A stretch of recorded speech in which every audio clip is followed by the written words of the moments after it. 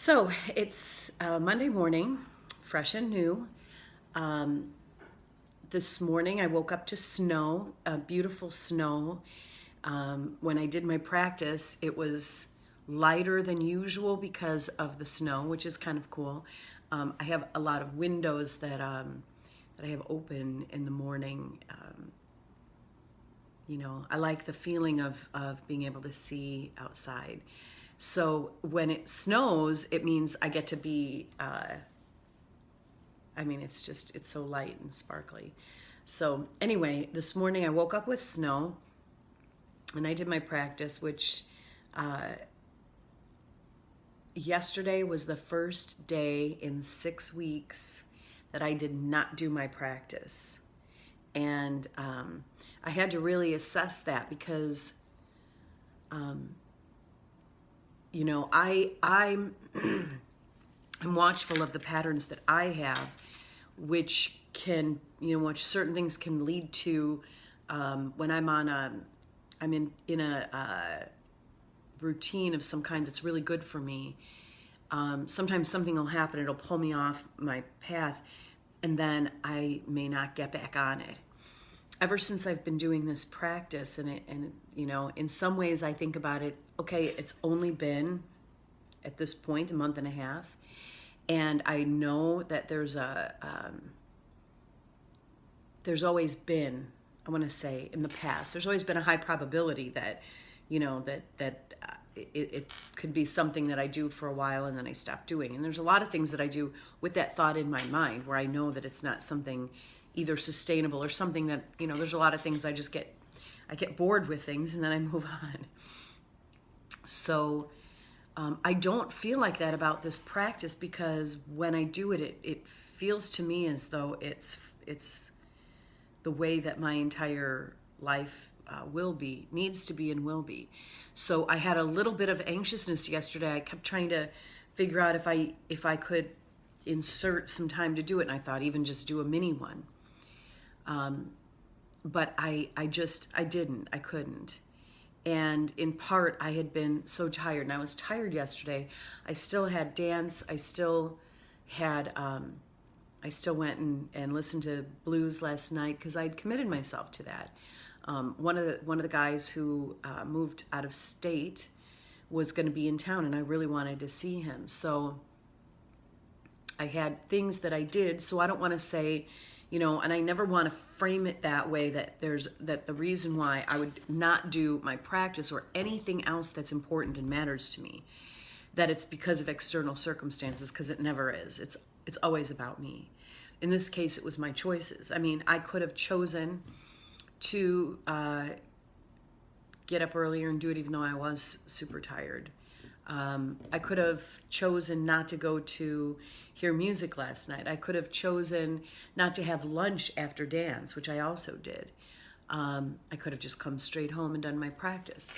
I made the choice not to, and it was because I just had a lot of other things I was doing in the day, and I had to go inside and check in with myself and kind of assert that it wasn't going to be a shift in my commitment. And so today I got up and did my practice again, which was great. It was a little bit of a rough start. I was still tired. I'm still a little bit tired. My energy, it took a while for my energy to get going. And I could feel a little bit of a sense of, not wanting to be repetitive in what I'm doing. I always have to innovate. I can't keep doing same. So I did feel a little bit of that today, and that could be part of what's been making me feel hesitant about my forward motion, or a little bit of anxiousness. Part of the reason I'm doing this, the video blogs, and also why I launched that, even though I haven't told everybody yet, that I have launched my website and that I am soon going to be promoting it just to get at least some people connected, because I want to just very gently and slowly build something. And I was thinking about it yesterday that part of what it is that I need to do too, I've been talking about my book that I want to write, my book that I'm going to write.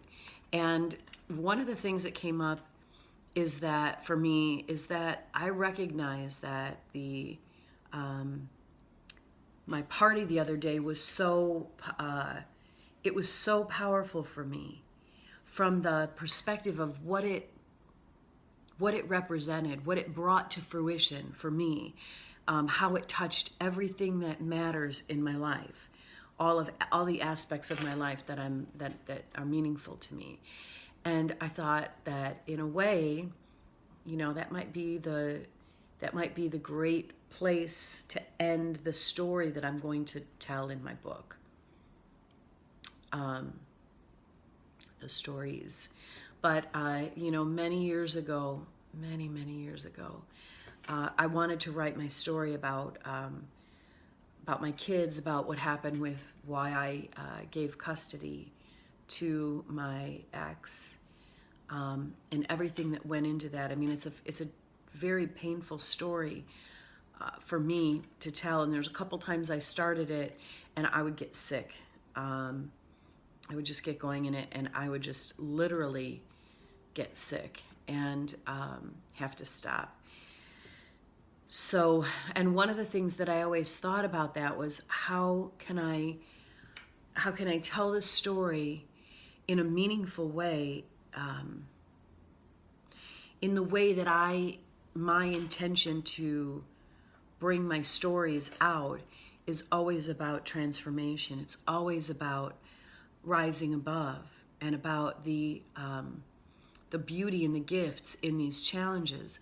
And so I often thought, well, how can I really would want to be able to say, here's what happened, here's the result, and it would be like, it would prove my point, would prove my point that, for example, the fact that I gave up custody of my kids for everyone's benefit, not because I wasn't a good mom, not because I didn't want to be their mom and custodial, but because their father was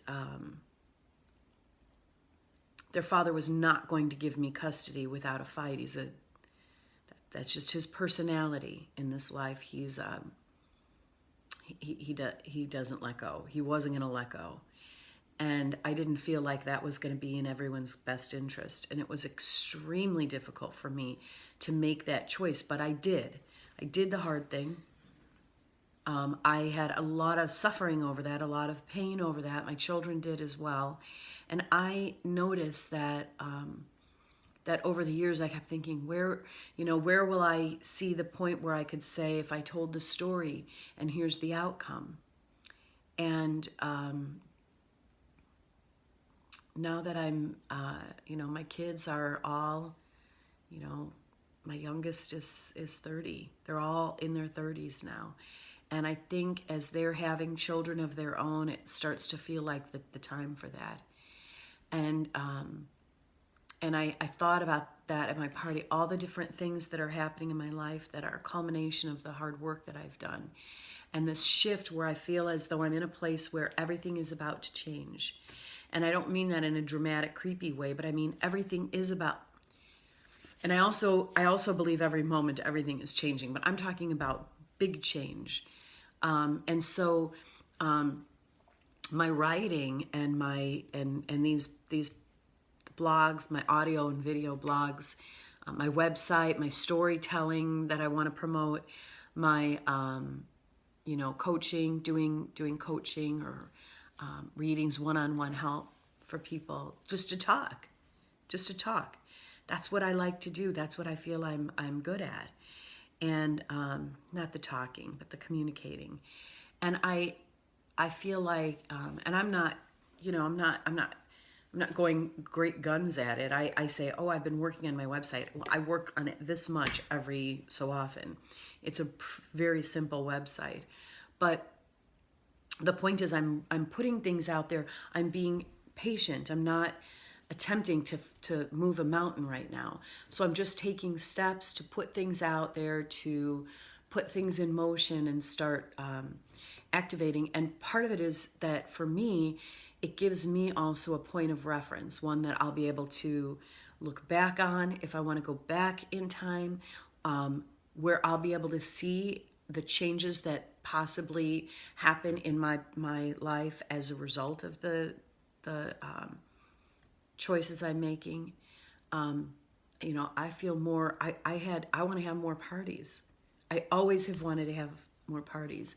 And when I got this house, I felt it's a perfect house for having get-togethers, and I really wanted to do that, and I'm inspired to start to do that more now. But also,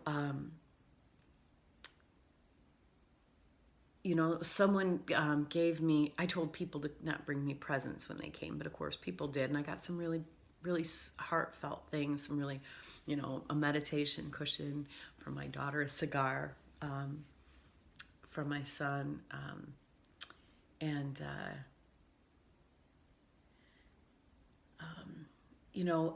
one of the things that someone brought me is this saying, a phrase that says, wake up each day as if it was on purpose.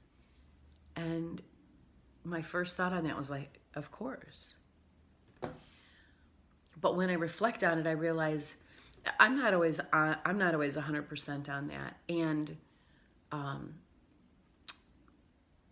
a lot of people really don't feel that way. Like, you wake up, I'm a morning person, so I wake up, I feel pretty optimistic. It's a new day. I feel kind of excited.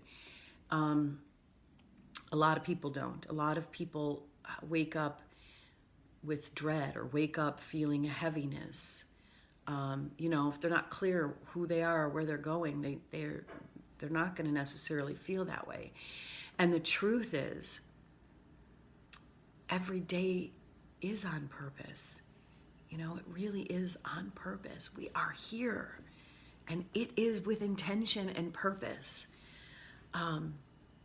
So yeah, that's a great reminder. And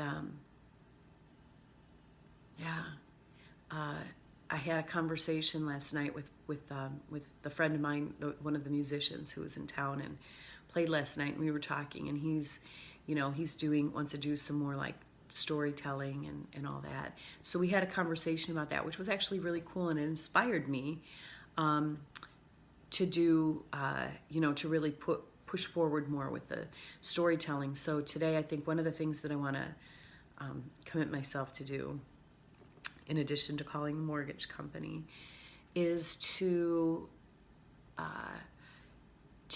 find out, to find someone's, anyway, try to get a storytelling set up so that I can do a recording of it. So I want to kind of commit myself to that, I want to commit myself to that for today, and also to plan a couple of get-togethers with friends, and because people is what it really is all about for me. The interaction and interconnection, and I need a lot of space. I need a lot of quiet space and personal space and being on my own, but I also am richly fed by dipping into the well of friendship